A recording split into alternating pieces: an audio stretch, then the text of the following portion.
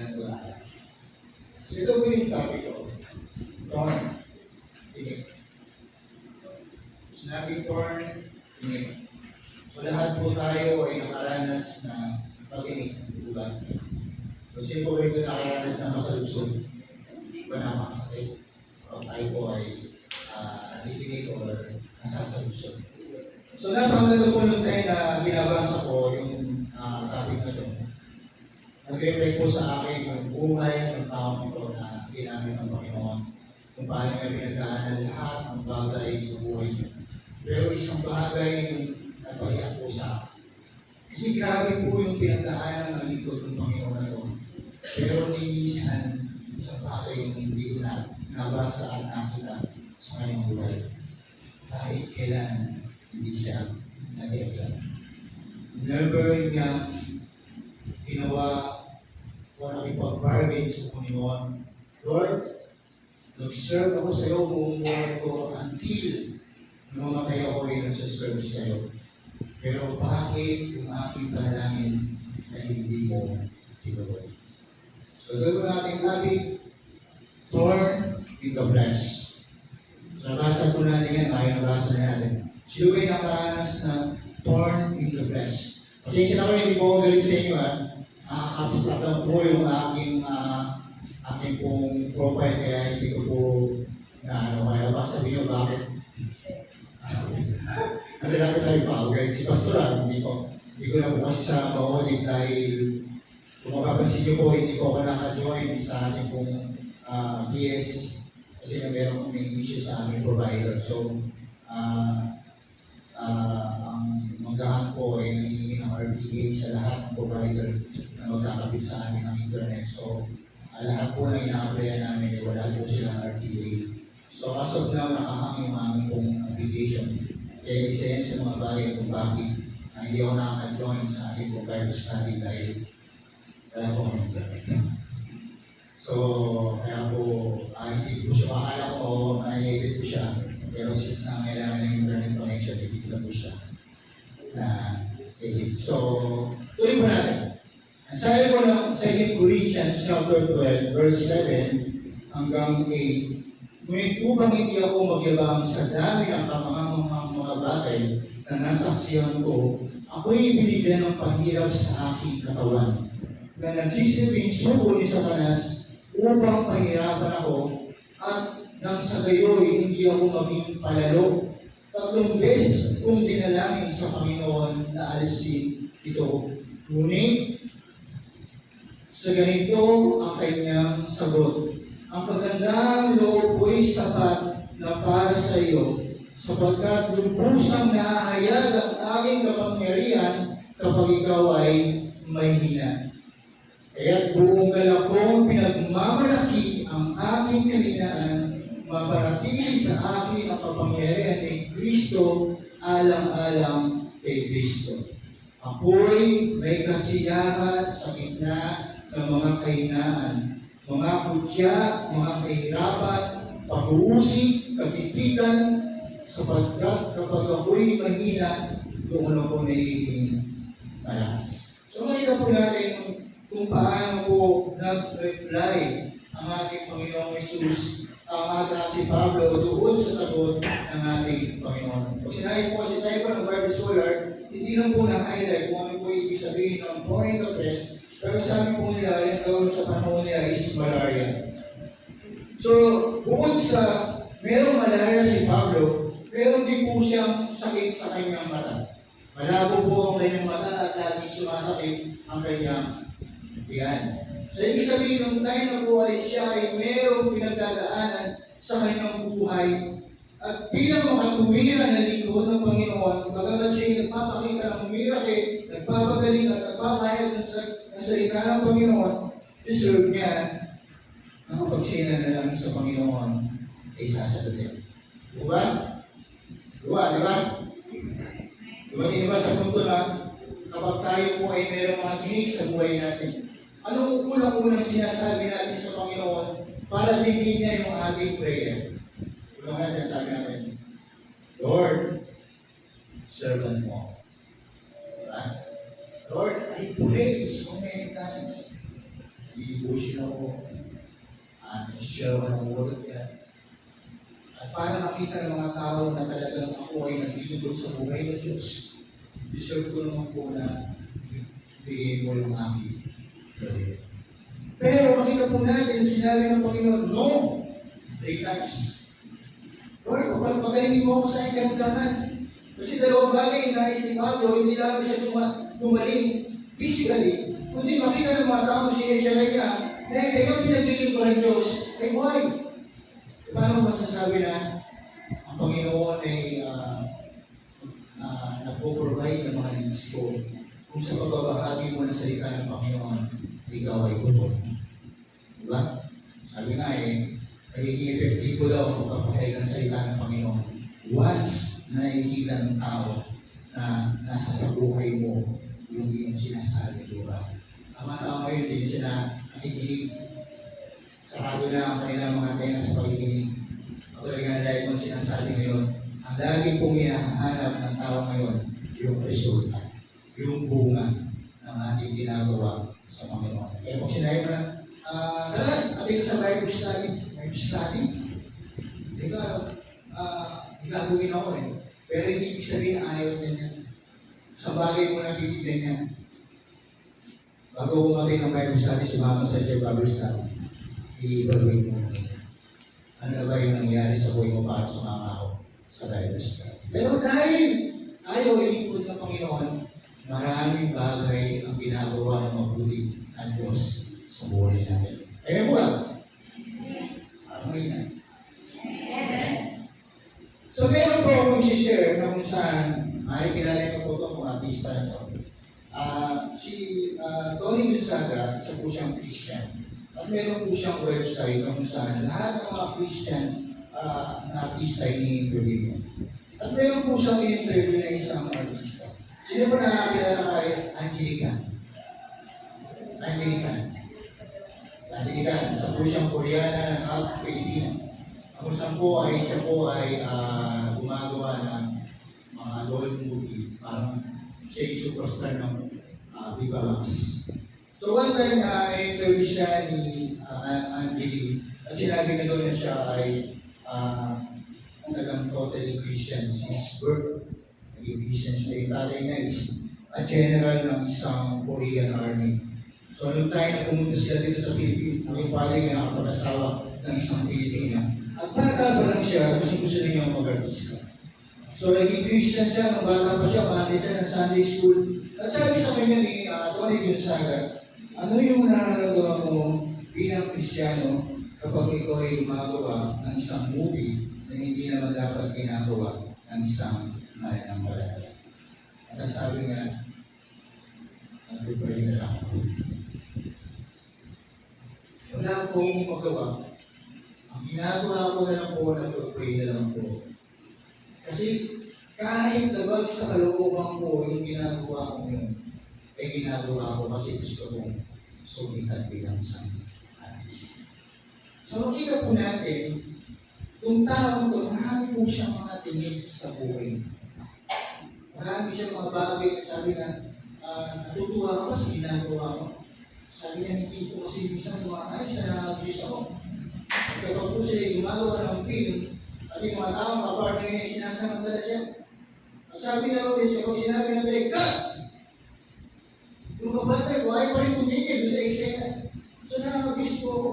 Anong ginagawa mo? Umiyak na lang kasi sa tabi. At hinayaan ko na lang kasi gusto ko. Sumikat. Ang nakakalungkot kasi, bakit kailangan magpatuloy yung mga tao, yung mga Kristiyano sa ganung klaseng kalagayan ng kanilang buhay? Ayun po yung pag-aaral natin. Nakakalungkot dahil sa lahat ng interview ni Tony Gonzaga, sorry, binanggit ko yung pangalan.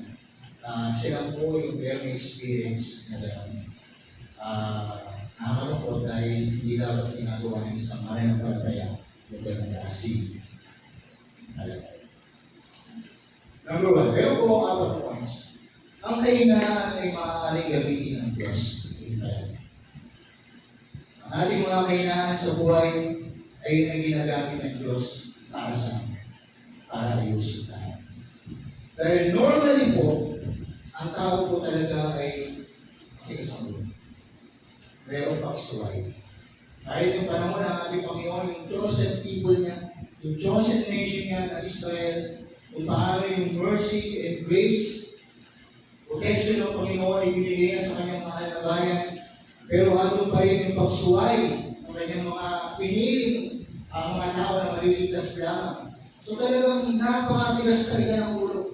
At kumisa may mga sitwasyon na nangyayari po sa buhay natin na ginagamit ng Panginoon para gamitin ng Diyos. Minsan, doon tayo nagkakaroon ng problema dahil ang nahilangan nating nakikita o nakikita lamang ng isang tao na kapag mabuti yung nangyayari sa buhay niya, ibig sabihin noon, ang pagtuwid sa kanya ng Panginoon ay nasa mabuti ring kalagayan. Ayaw ng tao na isa'y tutuwid sa maling pamamaraan. Ayun yung nature po talaga ng tao. Na kapag siya'y tinutuwid, ayaw na tinutuwid siya sa maling paraan. For example, sorry example lang naman. Kapag ito ang isang babae sinabi mo mataba, ano ang magiging reaction ng isang babae? Yung sa sarili niya, taba na ba ako? Hindi naman, grabe ka naman. Sobra ka naman magsalita. Hindi naman ako taba. Sabi lang. Diba? At yung minsan, magkikita natin yung salita mo kung sabihan ka ng mataba ay mas maba. Sumaba. Or correction. Patuloy mo kayo. Pag sinabi ako ng mataba, ayun ba yung masama? Yung interpretasyon kasi natin, mali ka agad. Isip natin talagang sabi naman itong pangusya. Pero ang titigay ng sabi ng gano'n is concern sa'yo. Kasi kung talagang wala ka ng disiplina sa sarili mo at may mga bagay ka ng patuloy na ginagawa, hindi mo napapansin dahil kung ano, kailangan ko na pala mag-reduce. So hindi mo alam na yung pagsabi pala sa'yo nang ikaw ay medyo umulusog na, is awakening para sa'yo. Kasi na yung makita mo sa sarili mo. Kasi kung wala magsasabi sa'yo ng negative, wala kang bagay na may ka na kaya alam mo i-improve sa sarili mo. Wala sabi ng sabi sa'yo, kahit na ako, mag-gym lang ako, para hindi na ako sasabihan ng gano'n. Diba? Ganun agad yung ating pong pagtingin. Sayang po ang tulad ni Pablo, ginamit ng Diyos ang ating mga limitasyon upang ipakita ang kanyang walang hanggang kapangyarihan. So yung kailangan ni Pablo, ginamit ng Panginoon upang mag-multiply yung grace and power ng ating Panginoon sa buhay niya. Na the more na dumadaan siya ng matinding pagsubok sa kanyang buhay, the more na lalapit siya sa ating Panginoon. The more na lalo siyang maglilingkod sa ating Panginoon. Dahil para sa kanya, yung kahinaan na kanyang naranasan sa kanyang buhay, ay yung magtutulak sa kanya na dapat ako lagi mag-ikot sa Panginoon. Diba? Kasi kapag blessed tayo, maglilingkod ka ba tayo? Hindi na diba? May nagsabi nga sa akin na mayroong nag-friend request sa akin na alam ko scammer. Sabi niya sa akin, nag-uusap tayo dahil sa Google. Kalalagay siya sabi niya sa akin, meron akong answer 5 days na lang, 5 days, 5 months na lang mga aking. At ang aking asawa ay isang Briton na namatay. Ngayon, ako ay naghahanap ng taong pakiwanan ng aking tema. Meron akong worth na 2 million pounds na nakadeposito sa bangko. At nung research ko yung profile, nakita ko na ikaw ay may takot sa Panginoon. Isang tao may takot sa Panginoon. At ako ay naghahanap ng mga taong ganyan. Bago ako mamatay, nais ko ibigay sa'yo. Eh, friendly, Pastor Rami. Pastor Rami! Nagsabi ko sa ito ng video. Sabi niya, hindi Pastor. Sabi niya, hindi ko siya pinila. Alam mo ang ginawa ko. Kahit gano'n yung sinasabi niya sa akin. Ayun yung pagkakataon na share ko siya. Nung sinishare ko na siya about sa salvation, doon ko napansin na i-stop na niya. Stop na niya yung pagsasend sa akin. Sabi na, kailangan ko ng details sa'yo. Meron ka bang bank account? Sabi niya sa akin, meron ka bang phone number? Hindi ko binibigay. Baka sinasabi ko sa kanya, binabalik ko sa kanya mga verses sa Bible.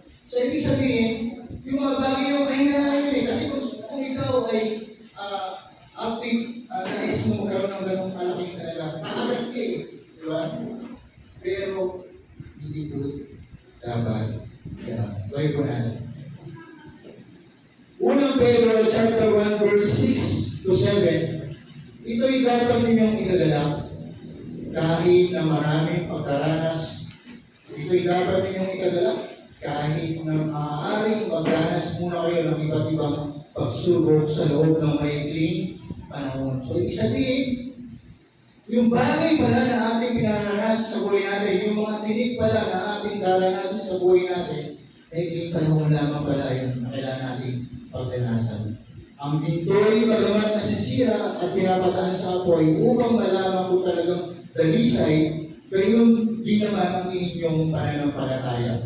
Na higit na mahalaga kaysa ginto, ay sinusubok upang malaman kung ito'y talagang tapat.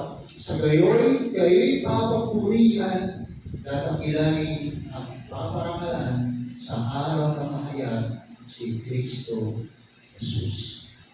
So kung tayo pala ay dumaranas ng matinding pagsubok sa ating buhay, doon sa mga tinig na ating naranasan, ayan ay pansamantala, bahagi ng ating pananampalataya sa ating Panginoon. Hindi hadlang ang ating kahinaan sa gawain ng Diyos. Hindi daw hadlang ang ating kahinaan sa gawain ng Diyos. Bakit maraming mga taong tumatalikod sa Panginoon? Bakit maraming taong nalalamig sa Panginoon? Bakit maraming taong nire-reject yung kanilang pananampalataya sa Panginoon? Kapag sila ay dumaan sa kahinaan ng kanilang pananampalataya.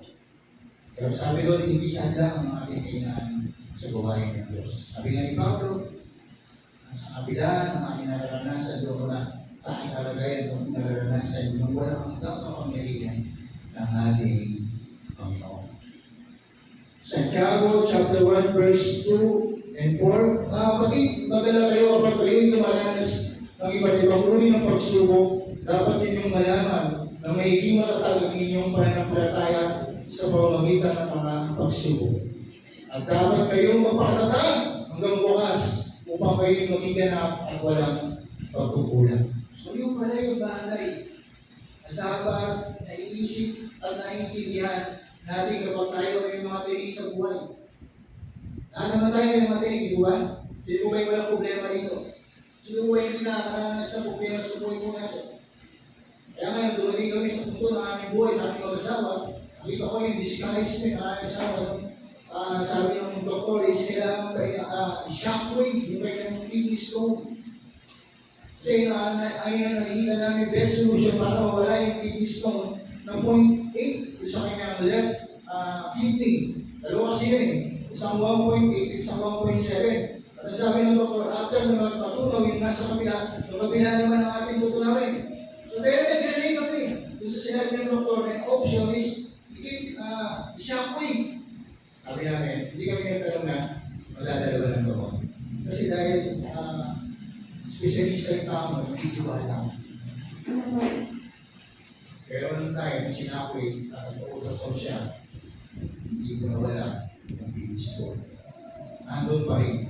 Imagine mo, pumasok siya ng 100,000. Although, third naman yung binahay. Pero yung stress, na ikaw isa shockwave yung asawa ko po eh, 3 days, no? 3 days hindi nakapasok dahil ang hinanginas yung epekto ng shockwave.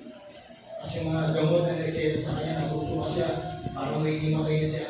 Ibig sabihin yung reflection ng kanyang pagdating ng gamot at yung shockwave sa kanyang katawan talagang totally hindi niya matolerate yung pain.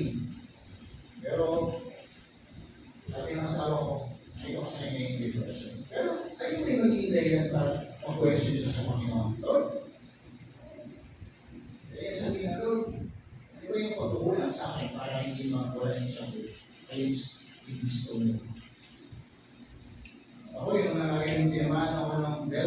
COVID. Sabi ko ano, ako yung video call sa aking nanay, ako yung nagpapaalam na, sabi ko na yun, papaalam na ako. Kasi bumaba na yung oxygen level ko ng 80. Ako bumaba siya, totally makakalay na ako. Actually, ako sa kwarto namin. Sabi ng asawa ko, ano nangyayari sa'yo? Hindi ako nagsasalita. Ano nangyayari sa'yo? Dali na ako sa hospital. Pero pag dinala ko sa hospital, doon na ako mawawala. Binigyo ko yung nanay ko, sabi ko sa nanay ko, ay, para ako sa kapita. Kasi nararamdaman ko yung totally nawawala na yung oxygen level. Anong tayo na ako ay alas-alas ng madaling araw, okay na lang sa Panginoon. Sabi ko, Lord, talaga kunin mo ako, bilit. So kung ito na yung times na ako ay haharap na sa'yo, tapos tingin mo na-accomplish ko na yung mga bagay na hindi ko pa na-accomplish sa'yo. So bilit, kunin mo na ako. Pero isang bagay lang, libre ko sa'yo. Ang hanggap, ang pamilya ko, ang asawa ko, ang anak ko, ang mga magulang ko, nangyayari sa akin. Alam ko, sa COVID. So, ibig sabihin pa rin yung mga bagay. Akala ba natin na kung tayo dumadaan sa magiging proseso? Magagala ko ba tayo kapag tayo dumadaan yung pain? Magagala ko tayo kapag tayo dumadaan sa struggle, anxiety, hindi tayo makatulog. Wait ko nga isang kapatiran ng dinalo namin. Sabi niya, ilang na ako hindi nakatulog. Kasi ang aking utak ay puno ng alalahanin sa buhay. Hindi ako makatulog. Basta kahit anong gawin ko, hindi ako makatulog. So, iyo ba yung mga bagay na magbibigay lang sa atin para hindi natin makita at ma-enjoy yung ating relasyon sa Diyos? O iyo yung magbibigay sa atin ng pagkakataon na lalo tayo maglingkod sa ating Panginoon, na lalo natin ibigay yung ating the best para lalo natin mapurihan at mahayag ang kabutihan ng Panginoon sa buhay ng bawat isa sa atin. Kadalasan maraming tao ang tatanungin mo, bakit ka nawala sa Panginoon? Ba't hindi ka na nag-church? May matinding pagsubok na dumating sa buhay ko at hindi ko na kaya. At wala akong ibang best solution kung dito malikod sa aming pananampalataya. Kaya ayokong mahirap. Kaya ayokong masaktan. Kaya ayokong maranasan yung mga bagay nila. Dahil para sa akin, ang pagkakaintindi ko, kapag ako ay mananampalataya at lingkod ng Panginoon, ang buhay ko ay kaya. Ang buhay ko ay nasa bed of roses. Wala akong dadaan ng pagsubok. Lahat ng bagay na makikita ko ay parang cherry blossom. Katulad na nakita ng Sister Isa sa Japan. Diba? Napakaganda ng cherry blossom. Diba? Lahat ng bagay na makikita mo, maganda. Ayan, yung minsan ine-expect ng isang Kristiyano sa buhay nila sa Panginoon. At kapag dumating na sila doon sa testing, medyo critical yan.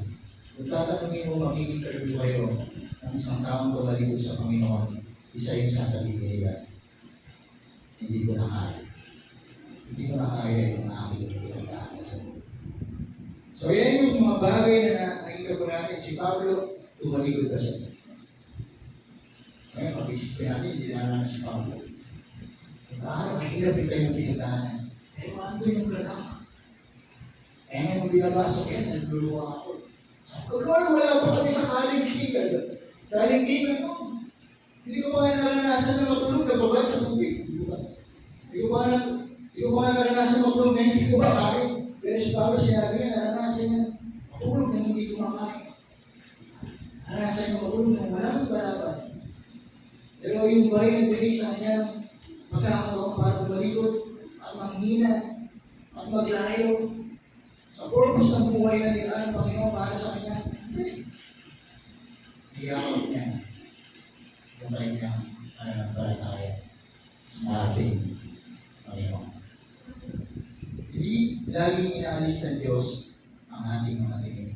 Mga kapatid, kung maiintindihan po natin na bahagi ang ating buhay, ang ating mga pagsubok sa buhay natin, lalo ang lalabos.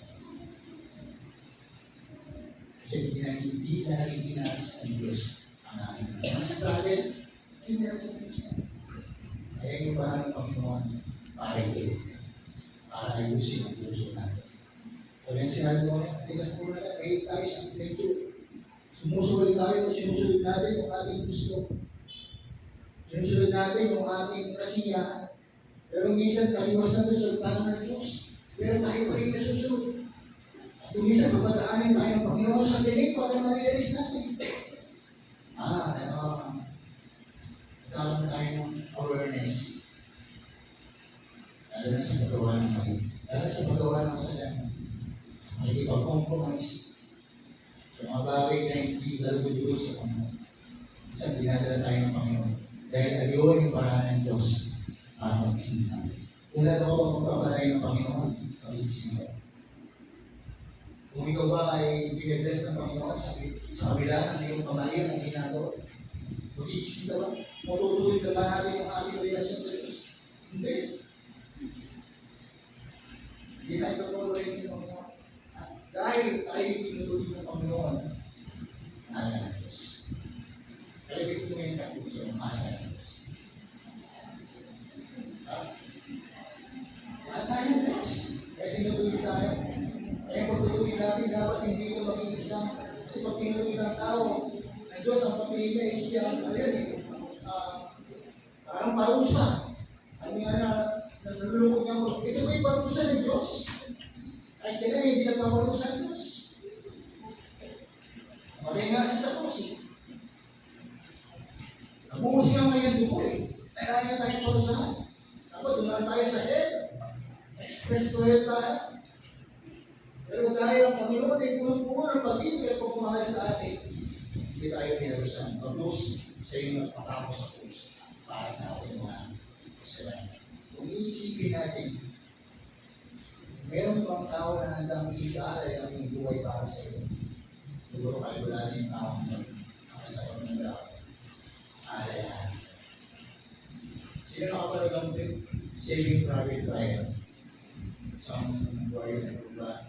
Kung kahit na tinuwi si Private Ryan ng kanyang buhay, at kung dinaro siya ng kanyang tamang sinig niya, akong kapulapit pa lang yung matanda doon sa ni Private Ryan, umiyak na siya.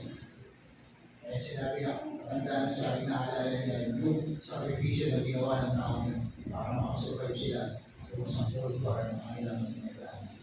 Ang ating Panginoon, ganun na yung ginawa niya sa amin. Kaya ako bigyan natin kung handa o mahal ang ating Panginoon. Walang bagay na hindi natin ibigay para po sa Kanya. Minsan, nakagustuhan ng Diyos na hindi pagbabago ng sitwasyon, hindi pagbabago ng ating puso. Awit chapter 51 verse 10, isang pusong tapat sa akin ni Cain, bigyan mo ko ng Diyos ang bagong damdamin. Diba? Nais ng Diyos ang ating puso, tulong-puno ng pag-ibig, tulong-puno ng pagmahal. Kaya kung yakapin ang sitwasyon na nangyayari sa buhay, magpupuri pa rin ako sa Panginoon kahit na ako ay pray, kahit ako dumaranas sa matinding pagsubok, kahit ako ay dumaranas sa proseso ng medication, kahit na ako'y walang makain, walang pagkain, kahit ako'y nangihina, kahit wala akong pambayad ng kuryente, kahit ako'y hindi ko alam kung saan pupunin yung pagkain ko sa araw na ito. Pupuri pa rin ako sa iyo, Panginoon. Worship you, Lord. Ayaw na mag-isa. Ezekiel chapter 36 verse 26. Bibigyan ko kayo ng bagong puso, bagong espiritu. Ang masuwain ninyong puso ay gagawin kong puso ang masunurin. Kung tayo na nang-rebelde ang mga Israelites sa Panginoon, pinadala si Prophet Ezekiel sa mga Israelites para sabihin sa kanila na mayroong second chance na ibinibigay ang Panginoon sa kanila. Ang kailangan lamang nila ay magbalik loob sa Panginoon. Kailangan lamang nila i-recognize yung kabutihan ng Panginoon na ginawa sa kanila. Ano sabi nila? Alis ito yung puso ko sa puso ko. Kabalik mo ang puso ko. Transplant. Ano yun, di ba? Kasi pag sinabing transplant, ang galing yung puso mo. Tama, di ba? Tama ba? Transplant at ang kapalitan yung puso, di ba? Pero yun, hindi kapalitan ng Panginoon yung puso mo. Sabi nga, papabuhin ko. Hindi ako ng bagong puso. Kasi puso mo anong tawin. Yung tibok lamang ng puso mo ang kapalitan ng Diyos. Bakit? Yung spirit ang masuwain ng puso ay gagawin kong puso aso. Ang bagay na hindi mo i-offer sa mga. 3. Ang biyaya ng Diyos ay sapat. Kahit ang kakulangan natin, physical, emotional, spiritual, sapat ang Diyos. Ang biyaya ng Diyos ay sapat sa lahat ng bagay. Ay kalagayan mo ngayon, physical, emotional, spiritual, sapat ng Diyos. Meron akong problema sa physical, meron akong karagdagan, emotionally, stress ka. Spiritual, may tulungan. Sabi ko, sapat ng Diyos. Lahat ng area ng buhay natin ay magiging masutang ng ating Panginoon. Kahit ang makulangan natin physical, emotional, spiritual, sapat ng Diyos. 2 Corinthians chapter 11, verse 27 to 29, naranasan ko ang labis na hirap. Si Pablo nagsasalita nito. Pagod, malimit, na magpuyat, at matinding gutom. Wow! Naranasan ko ginawin, ngunit wala man lang maibalaban. Bukod sa lahat ng ito'y araw-araw kong pinapasan. Araw-araw kong pinapasan ang mga alalahanin para sa lahat ng mga iglesia. Kapag may nangihina rin ako. At kapag may nauhulog sa pagkakasala, labis ko itong ikinagagalit. Hindi ko maintindihan bakit sinagagalit sa mga tayo sa mga Kristiyano na tumatalikod sa ating Panginoon. Lagi niya kasi ini-example yung kanyang buhay kung paano siya sumunod sa ating Panginoon. At walang bagay na nakita yung mga mananampalataya na kanyang sinesya kung ano yung buhay na ibinigay niya sa ating Panginoon. Hindi ko naranasan lahat yan. Sino ba tulog dito na hindi pa kumain? Sino ba tulog pa sa magkabang din ako breakfast? Pero makita mo yung wow! Ang doon na yung pinabas mo, wow! Grabe yung pananampalataya ko. Diba? May tayo minsan. Diba?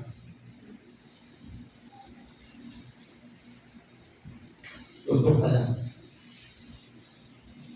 Ayan. Hindi ako naman buhay. Diba? Kaya di ba ano? Lahat ng klaseng tinig pinagdaanan ng taong ito. Pero ano yung pinag-tinig ko? Tumigil ba siya? Nag-iigla ko ba siya? University niya ba? Yung concern niya sa bawat iglesia na nais niya maging matagal. Yung i-encourage niya ang bawat sinesari niya ay magpatuloy sa Panginoon, sa paglilingkod sa Panginoon. Wala siyang lagi na hindi ginawa para sa kabutihan ng iglesia ng bawat mananampalataya. At wala siyang bagay na naranasan na hindi nakapagbigay ng kapurihan sa ating Panginoon. Lahat ng bagay na yun ay pinapasalamatan niya. Pinapupurihan niya ang Panginoon. Ulit po natin. May mga kapangyarihan sa pagtanggap ng ating kainan. Number 4, may kapangyarihan sa pagtanggap ng ating kainan. Kaya kung galaw kong pinagmamalaki ang ating mga kainan. Ito, ang kanyang sagot, magandang loob ko'y sapat na para sa iyo, sapagkat lubusang naayag ang aking kapangyarihan kapag ikaw ay mahina. Kaya buong gala kong pinagmamalaki ang aking mga kainaan upang mapanatili sa akin ang kapangyarihan ni Kristo.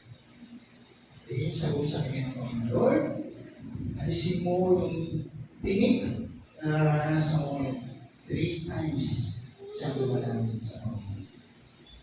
Tayo may pag sinabi ng Panginoon, no? Lord, gano'n naman ako na alisin mo naman yung pain na naranasan ko sa Panginoon. No! Ano kaya gagawin ng isang tao? Pag ganyan, Lord, hindi mo na ako masisipat. Pag ganyan, hindi mo na ako mabubuhay. Pag ganyan, Lord, hindi mo na ako babasa ng bibig. Kasi ayaw mong ibigay yung prayer ko. Kaya yung pananaw ng tao. Pero si Pablo, immortal ba siya? Ordinary tao ba siya o immortal? Ordinary tao. Tulad natin. Pero ano yung mumotivate sa kanya ng mga kapulos ng Diyos? Ang kanyang nananampalataya sa ating Panginoon. Sabi nga, ang kailangan loob, Panginoon isapan para sa inyong mga kailangan. The more na mahina tayo, the more na nakakayag ng kapangyarihan ng ating Panginoon. Kaya mga kapatid, kung tayo po'y dadanas sa ating pagsunod sa Panginoon, o sa pang-araw-araw na buhay natin, kung tayo po ay exposed sa mga bagay na negatibo sa paligid natin, lagi po natin bigyan ng kalakasan na hindi alisin ng Panginoon yung mga bagay na yun. Kundi bigyan tayo ng lakas ng Panginoon na pagtagumpayan natin yung mga bawat sakripisyo o mga negatibo na ating nararanasan sa pang-araw-araw. Uwi mo na sa bahay, di ba? Stress. Hindi mo pala sa ito, may kawin. Tapos kung pangalan dito, di mo alam kung ano yung nangyayari. Pero ang question doon is, ang tao. Ang tao.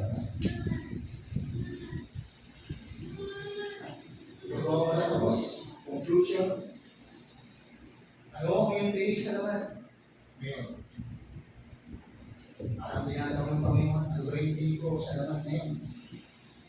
Handa ka bang pagkatiwala dito sa Diyos? At kailangan ang kanyang biyaya ay bangko sa halip na iyong mga sarili. Sa halip, pagdasan mo, naga dito mawala. Tanungin natin, Panginoon, ano ang nais mong ituro sa akin sa pamamagitan ng kailangan? So, nakumusap po ang akin po. Sa buhay po natin, sa pang-araw-araw, natin ginagawa sa ating pagsunod sa Panginoon, ayaw ngayon, para sa iyong magiging pagsunod. Ayaw lamang nakakalam. Ikaw, ang Diyos lang nakakalam. Dahil sa pagpupunta ko rito, may naranasan ka ng problema. O matagal ng panahon na nakakularan sa iyong kalagayan. Pero ang tanong is, ano yung gagawin mo sa tingin mo ngayon sa iyong buhay? Magkapatuloy ba tayo sa paglilingkod sa Panginoon? O magpapahingan muna tayo? Pero kailangan pa ng pahingan. Isa lang tayo. Kapag tayo na magkakaroon, pahingan muna ako. Normal lang ito. Trabaho ka ng ikas, pag-inom sa bahay, pag-ilapagod na. I need to rest. Kailangan mo ng comfort. Nakagod ako. Kailangan mo ng relax. Hindi mo masalayan. Kasi kailangan matawan yung pa natin. Okay? Sa likod ko naman yun. Sa ating pagtatrabaho, kailangan mo kailangan natin pahinganin. Pero si Pablo po sa kanyang malilingkod sa Panginoon, sinabi niyo ba sa Panginoon, Lord, kailangan mo na mag-pray. Sa dami na akong pinaranasan sa buhay, sa dami na akong pinagdaanan, hindi ko naman siguro mag-pray. Hindi ko naman siguro mag-slow down. Dahil ayaw niyo mga kagawain. Marami na mga share, marami akong pinakita ko puti. Sa tingin ko, kahit paano kapagalit mo ako ng kalilo sa iyo. Pero lahat ng bagay na yun, may isang tabi niya. Bukod sa sinabi na is, until my last breath, ay praise ka sa buhay. Ay, gano'n na sinabi ni Pablo. Kaya nga siya ay pinatay, pinako ng kabalikan, wala man ng pag-aalilangan. Yung parungaluman na ginawa sa kanya sa kanyang sunod sa Panginoon, ay hindi niya pinasisiyan. Kaya alam niya, lahat ng bagay na kanyang ginagawa, ay nililiwag ng ating Panginoon. Same sa atin mga kapatid. Ano ba yung mga bagay na ating pinagdadaanan? Ano yung mga maraming Panginoon para mag-glorify yung Diyos sa buhay natin? I-take natin yan as a privilege, as a blessing, na ako yung maranasan sa matinding pagsubok. Kasi ito yung mga maraming Panginoon. Para may bahayag kong kabutihan ng Panginoon. Para may bahayag ko kung gaano kabuti at kapay ko ng Diyos sa buhay. Nawa, yung bawat tinig na ating haharapin o haharapin natin sa mga susunod na yugto ng ating buhay, sa susunod na yugto ng ating paglilingkod sa Panginoon, ay hindi dahil magpapigay sa atin ng ating malalim na pundasyon sa ating Panginoon. Nawa, ayaw yung taong matalino na kayo ng bahay sa iba ng taon. Kayo ng Panginoon, kaya atin. Panginoon. Samahin niyo po ako sa isang pangalan. Hallelujah, Jesus, Panginoon. Pinupuri ka namin, pinapasalamatan ka namin, Lord. Kung Lord, hindi po namin kaya mapulit, Panginoon, yung commitment na ibinigay ni Apostol Pablo sa iyo, Panginoon. Kung Lord, na napaka-bigay po sa amin, Lord, isang encouragement, Panginoon.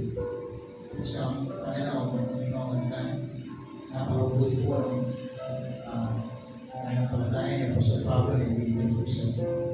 Walang bagay siyang pinagay sa iyo, Panginoon. Anong bagay, hindi niya mong naranasan, pero natin yung paglalaan, natin Panginoon yung pag-ibig. Sa kabila na kanyang palagay, Panginoon, wala siyang support, wala siyang pag-gamit po sa iyo. Lord, maging kami, Panginoon, sa aming paglilingkod sa iyo, Diyos. Marami kaming pinagdadaanan, Panginoon. Marami kami magsubok, Lord, at minsan ipa-question namin, bakit nangyayari sa amin yun?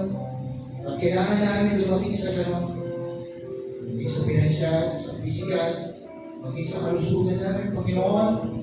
Bakit gano'n, Panginoon? Kami, kapag nalilingkod sa iyo, pero bakit kami dumaranas sa gano'n pagsubok namin buhay? Lord, itulong mo po sa amin, Panginoon. Sa kabila ng aming kahinaan ng Diyos, kung namin makikita yung wala kang kapangyarihan mo at pag-ilis mo sa buhay po namin, Panginoon. Hindi magiging dahilan yung bawat tinig sa amin upang kami tumigil mo pahinga sa pag-ilikod po sa iyo. Hindi gagamitin namin ito, Panginoon, kung papatuloy po sa iyo, Panginoon. Dahil ikaw ang Diyos na hindi nagkamali sa pagtawag at pagpiling po sa amin. Sa malaking biyaya at pribilehyo na kami tinawag mo gamitin sa mga pasanin. Amen. Darating ang panahon, lahat ng bagay na aming pinaghirapan at sinakripisyo ko sa iyo. Kaya Panginoon ay aming isusuri sa iyo po kami, Panginoon. Maraming po salamat, Panginoon. Paguli ka namin pinupuri at pinapasalamatan. Ito po ang aming sabot na namin sa iyo, Ama. Sa tanging pangalan namin, Panginoon Jesus. Amen.